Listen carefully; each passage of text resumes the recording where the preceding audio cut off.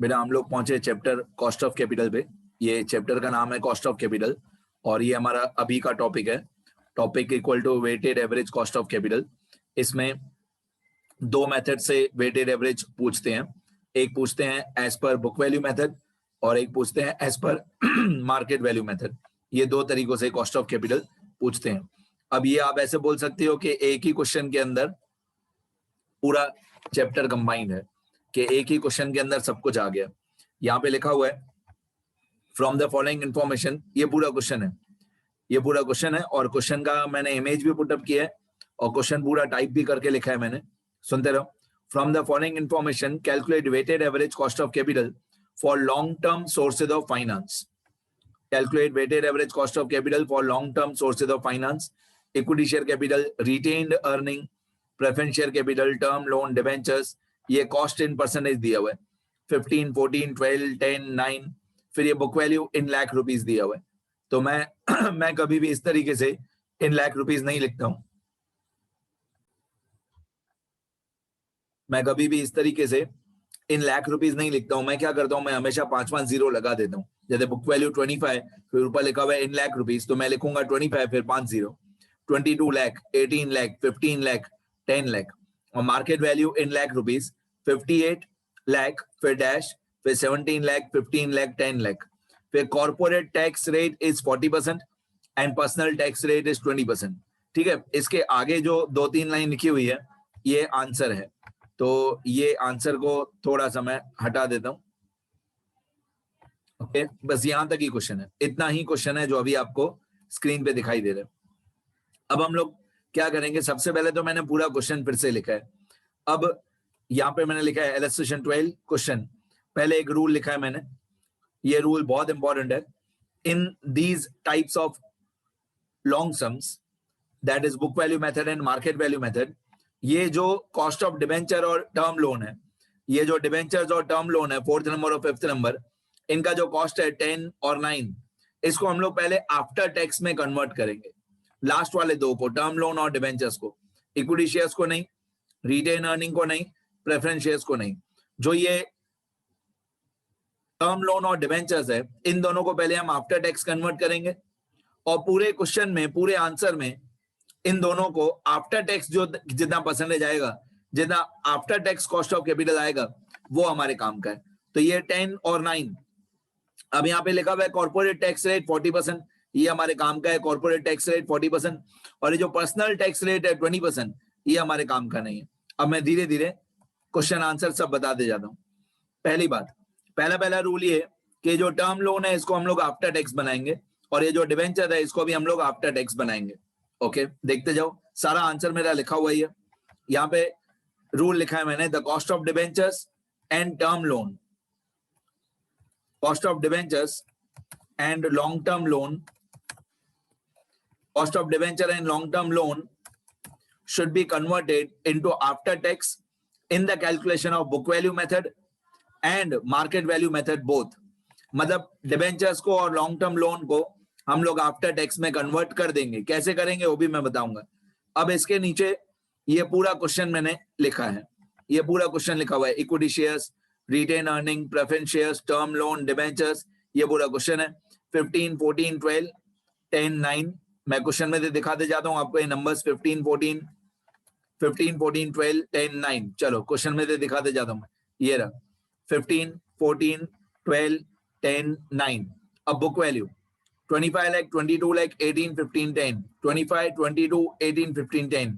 ये देखो 25, 22, 18, 15, 10 book value, 25, 22, 18, 15, 10। ये आ गया हमारा book value in rupees. Obviously ये लाख रुपीस नहीं है, ये इन रुपीज है। अब मार्केट वैल्यू भी दिखा देता हूं क्वेश्चन में दे। मार्केट वैल्यू है 58 लाख डैश 17, 15, 10, 58 लाख डैश 17, 15, 10। तो यहां तक तो मैंने क्वेश्चन ही कॉपी किया है, कुछ भी अभी तक सॉल्व नहीं किया है।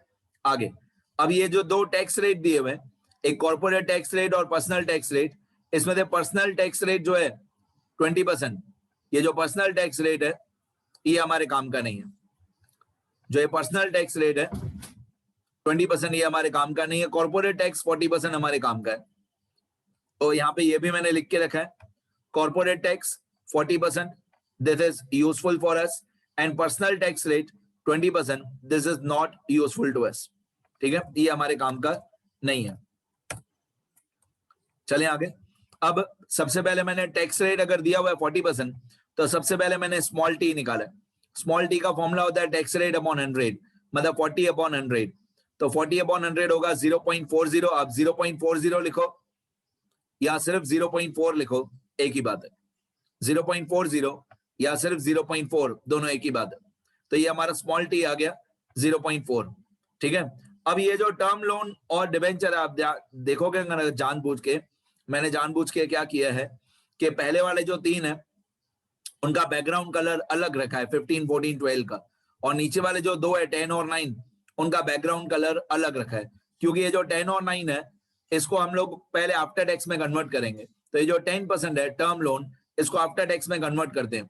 तो cost of term loan after tax, cost of term loan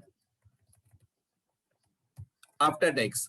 तो आफ्टर टैक्स का ये फॉर्मूला होगा कॉस्ट इन परसेंटेज. वैसे क्या होता था, जितने भी हम लोग क्वेश्चन आंसर करते थे उनमें कॉस्ट इन परसेंटेज हम फाइंड आउट करते थे. Cost of equity, cost of preference, cost of debenture हम फाइंड आउट करते थे. और इस क्वेश्चन में क्या है, कॉस्ट इन परसेंटेज दिया हुआ ही है.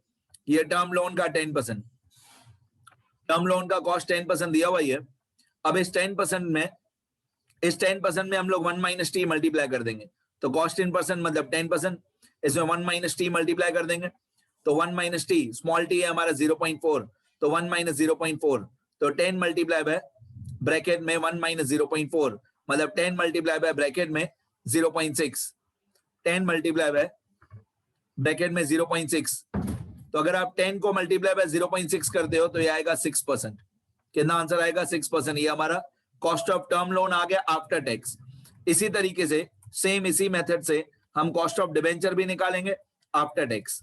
तो इस टाइप के बुक वैल्यू और मार्केट वैल्यू वाले मेथड में सबसे पहले कॉस्ट ऑफ टर्म लोन और कॉस्ट ऑफ डिबेंचर को आफ्टर टैक्स में कन्वर्ट करना पड़ता है. अब कॉस्ट ऑफ डिबेंचर क्वेश्चन में था ये वाला 9%. ये बुरा क्वेश्चन है. ये येलो लाइन के ऊपर जो भी सब ऊपर की तरफ लिखा हुआ है वो क्वेश्चन है. ठीक है. तो ये कॉस्ट ऑफ डिबेंचर 9% दिया हुआ था, इसको हम लोग आफ्टर टैक्स में कन्वर्ट करेंगे.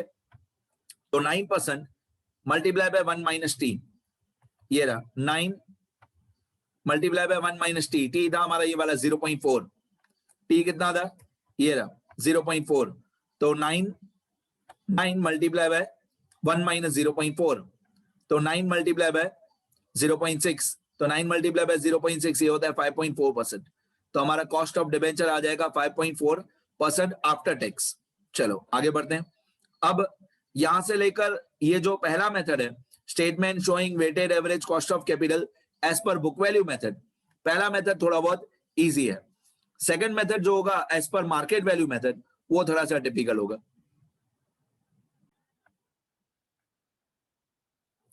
अब ये जो पहला मेथड है as per book value method, ये थोड़ा बहुत इजी होगा. मार्केट वैल्यू मेथड में स्टार्टिंग की 2-3 लाइन थोड़ी हार्ड होगी. तो हम लोग पहले शुरू करते हैं weighted average cost of capital as per book value method. ठीक है. अब सुनना, कॉलम्स में एक एक कॉलम करके सारी अमाउंट बताते जाऊंगा column wise vertically.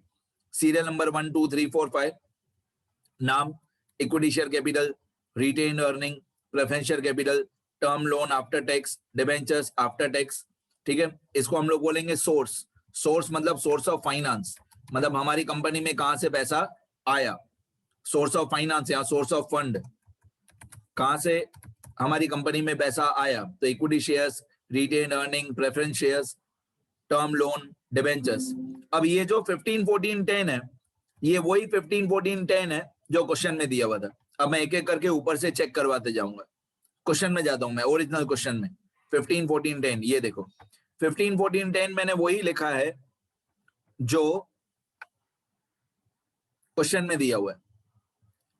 Equity share और प्रेफरेंस शेयर और रिटेन अर्निंग का कॉस्ट ऑफ कैपिटल जितना क्वेश्चन में दिया है 15 14 10. लेकिन टर्म लोन और डिबेंचर्स का मैंने 10 और 9 नहीं लिखा है. टर्म लोन और डिबेंचर्स का जो 10 और 9 था वो बिफोर टैक्स था, मैंने उसको आफ्टर टैक्स कन्वर्ट किया. अगर आप लोग इंटेलिजेंट हो, मैथमेटिक्स आपकी अच्छी है, तो 10 में से मैंने 40% टैक्स माइनस कर दिया. 10 का 40% होता है 4 माइनस कर दोगे तो बाकी आ जाएगा 6. 9 में से भी मैंने 40% टैक्स माइनस कर दिया है, तो 9 में से 40% माइनस करोगे तो 9 का 40% होता है 3.6, 3.6 माइनस करोगे तो बाकी 5.4 आएगा। तो टर्म लोन और डिबेंचर्स में मैंने लिया है 6 और 5.4, ये 6 और 5.4। बुक वैल्यू में ऊपर क्वेश्चन में 2 अमाउंट के कॉलम दिए हुए, बुक वैल्यू का जो कॉलम है वो कॉपी करेंगे। एक और कॉलम क्वेश्चन में दिया हुआ था मार्केट वैल्यू, वो नहीं, वो अभी नहीं, वो बी पार्ट में, सेकंड पार्ट में। बुक वैल्यू एक बार मैं क्वेश्चन में से चेक करवा देता हूं। ये क्वेश्चन है तो 25 लाख, 22, 18, 15, 10 आप देखोगे ना, यहाँ पे एक बुक वैल्यू का कॉलम है, एक मार्केट वैल्यू का कॉलम है। तो ऑब्वियसली बुक वैल्यू मेथड में हमको सारी बुक वैल्यू सही है। तो 25, 22, 18, 15, 10 इन लैक्स, 25, 22, 18, 15, 10 याद रखो। ये रहा 25, 22, 18, 15, 10, ये आ गया book value in rupees. Book value in rupees 25, 22, 18, 15, 10। मैं फिर से एक बार बताऊं, ये 15 और 14 और 12% जो है कॉस्ट इन परसेंट, 15, 14, 12 जो क्वेश्चन में दिया हुआ था वही। ये जो टर्म लोन और डिबेंचर्स है इसका क्वेश्चन में दिया हुआ था 10 और 9, तो उसमें हमने 40% टैक्स माइनस करके लिखा। बुक वैल्यू सेम जो क्वेश्चन में दिया हुआ था वो, ये टोटल किया हुआ है बुक वैल्यू का 90 लाख। मतलब ये जो 25 है, 22 है, 18, 15, 10 है, इनका टोटल है 90 लाख। ठीक है, अब 25 लाख बुक वैल्यू का 15% ये होता है 3,75,000 कॉस्ट इन रुपीस।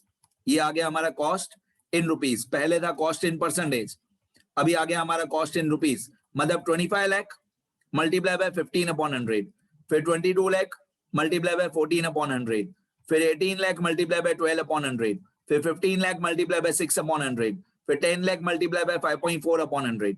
तो ये सबका कॉस्ट आ गया इन रुपीस, 3,75,000, 308,000, 216,000, 90,000, 54,000, टोटल हो गया 10,43,000।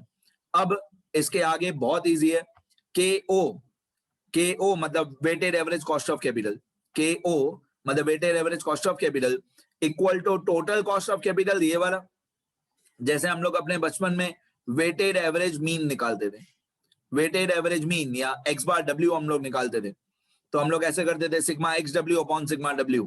तो 10,43,000 यहाँ पे आएगा ऊपर, 10,43,000 total cost in rupees, multiply by 100 upon total book value 90 lakh, तो अपॉन में 90 lakh.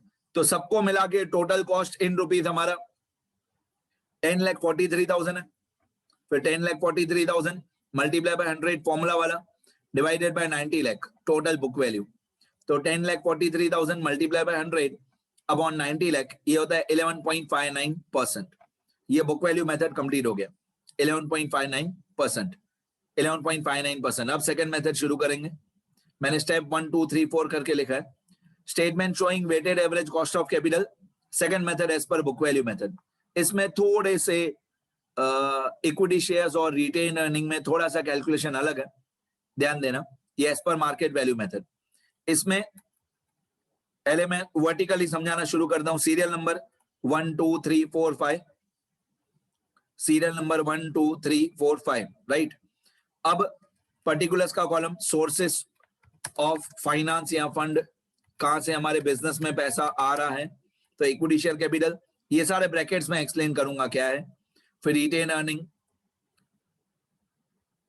Preferential capital, term loan after tax, debentures after tax. ठीक है, अब ये परसेंटेजेस फिर से वही है, बुक वैल्यू मेथड में भी यही लिए थे हमने।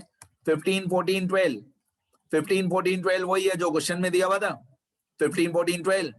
और अगर आपको याद हो 15, 14, 12 के बाद टर्म लोन और डिबेंचर्स का आफ्टर टैक्स, क्वेश्चन में टर्म लोन दिया हुआ था 10%, तो 10% में दे 10 का 40% हमने माइनस कर दिया था, मतलब 10 का 40% होता है 4 हमने माइनस कर दिया था, बाकी आया था 6।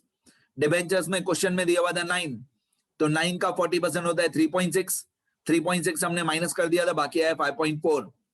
तो ऊपर वाले जो तीन है 15%, 14%, 12%, ये 15, ये 14 और ये 12, ये वही है जो क्वेश्चन में दिए हुए, टर्म लोन और डिबेंचर्स जो हमने आफ्टर टैक्स फाइंड आउट किया।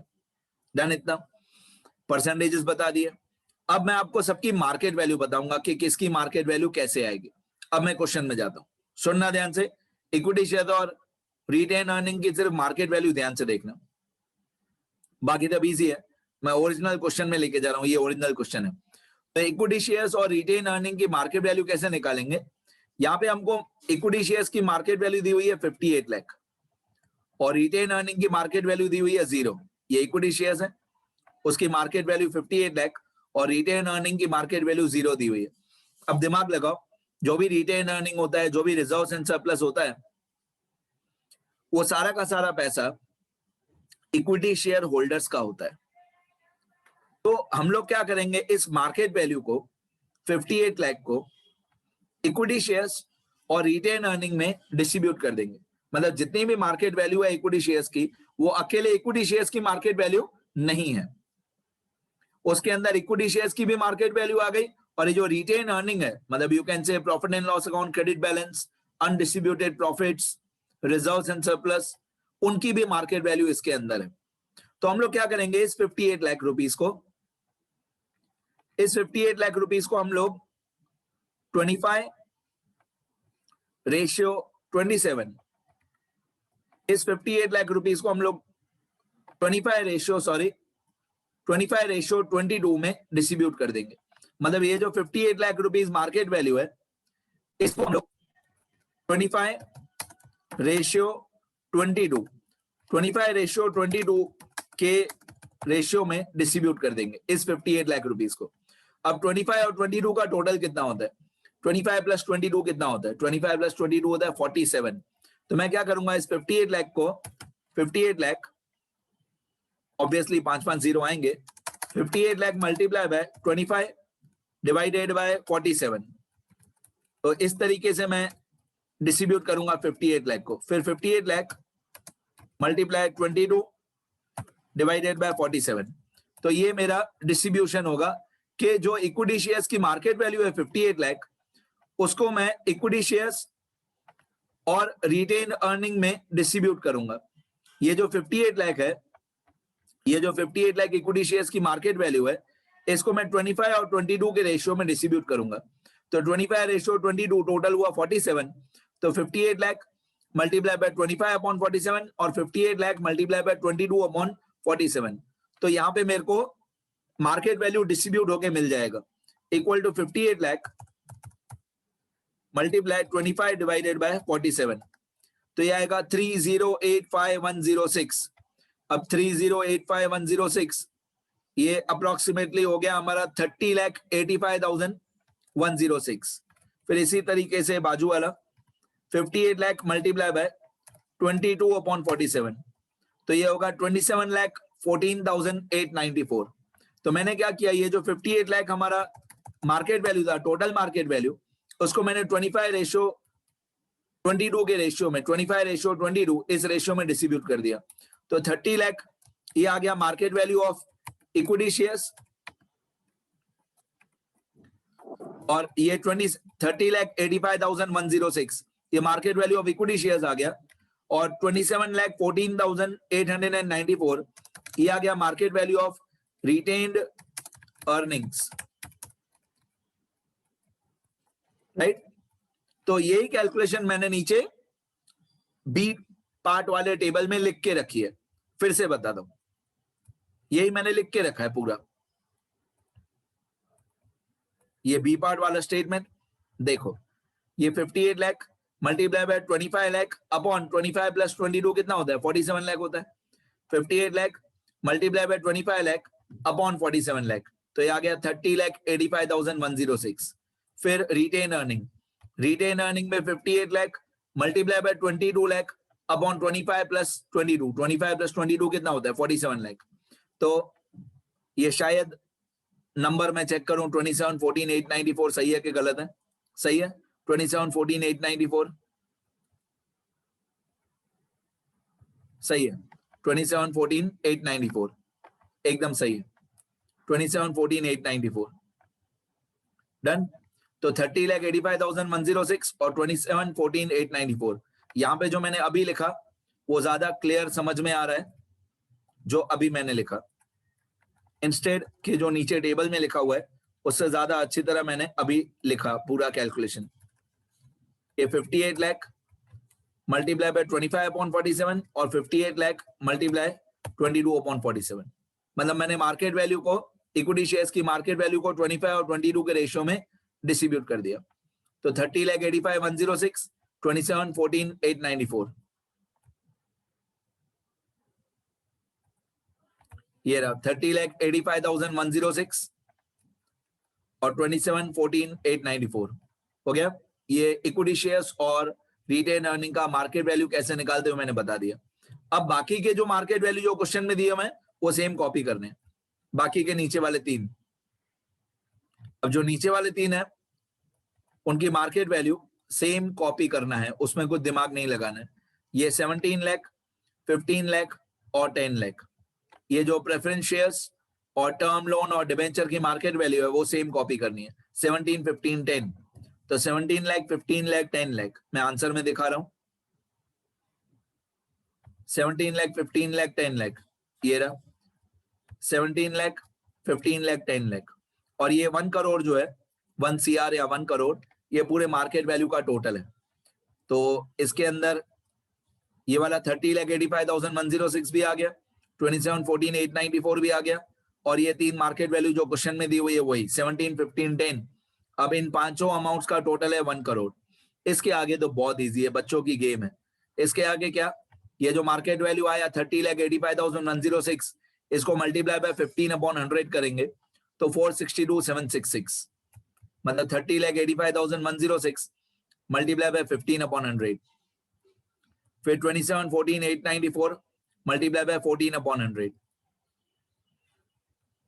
फिर 17 लाख मल्टीप्लाई बाय 12/100, फिर 15 लाख मल्टीप्लाई बाय 6/100, फिर 10 लाख मल्टीप्लाई बाय 5.4/100। तो टोटल कॉस्ट आया इन रुपीज 11,90,851। फिर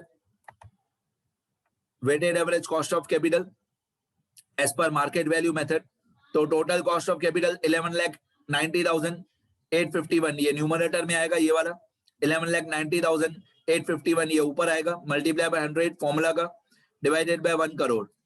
मैं बेसिकली 1 करोड़ को 1 करोड़ नहीं बोलता हूं, मैं 100 lakhs बोलता हूं, 100 lakhs बस आ गया। 11,90,851 multiply by 100 divided by 100 lakhs, तो 11.91% ये हमारा weighted average cost of capital as per market value method हो गया। ठीक है, अब मैं आपको थोड़े बहुत इजी बना के दूं, तो जो ये परसेंटेज वाला कॉलम था, ये जो कॉस्ट इन परसेंटेज था, दोनों मेथड में 15, 14, 12, 6, 5.4 दोनों मेथड में ये सारे परसेंटेज हमने सेम लिखे, 15, 14, 12, 6 और 5.4 दोनों मेथड में ये परसेंटेज सेम लिखे हैं। उसमें आपको मालूम है टर्म लोन और डिबेंचर का आफ्टर टैक्स बना के लिखा है। अच्छा, फिर बाकी आ जाते हैं अमाउंट पे। तो बुक वैल्यू वाले मेथड में ये जो सारी बुक वैल्यू है 25 लाख, 22 लाख, 18, 15, 10 लाख, ये सारी बुक वैल्यू जो क्वेश्चन में दी हुई है वही सेम। और मार्केट वैल्यू मेथड में सिर्फ इक्विटी शेयर्स और रिटेन अर्निंग की मार्केट वैल्यू मैंने कैसे निकाली वो ध्यान देना, बाकी नीचे वाले तीनों की मार्केट वैल्यू वही लिखी है जो क्वेश्चन में दी हुई थी। ठीक है, इसके आगे तो बस ये मार्केट वैल्यू मल्टीप्लाई बाय ये परसेंटेज डिवाइडेड बाय 100, तो ये कॉस्ट इन रुपीज आ जाएगा, फिर total cost in rupees multiply by 100 upon total market value, तो ये आपका आंसर आ जाएगा। ठीक है, एक बार मैं स्क्रॉल कर देता हूं, जो लोग रिकॉर्डेड लेक्चर देखेंगे उनके लिए। कोई भी डाउट हो, कुछ भी सीखना हो, ये मेरा नंबर है, मेरे को कांटेक्ट करना किसी भी तरीके से।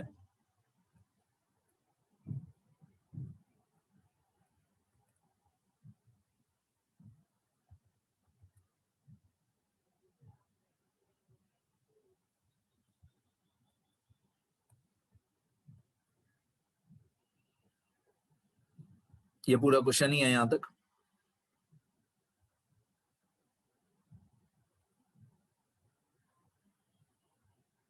यहां से लेकर हमारा मेन आंसर है, लिखना अच्छी तरह।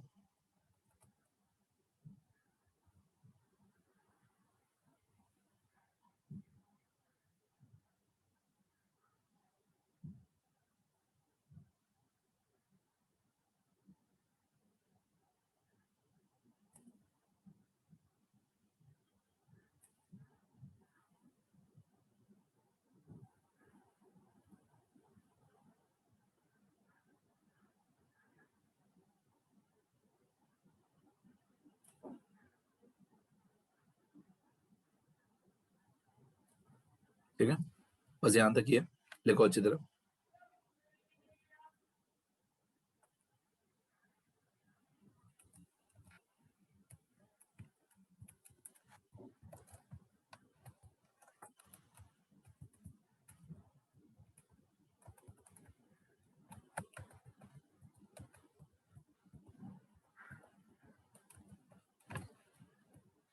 लिखते रहो बेटा।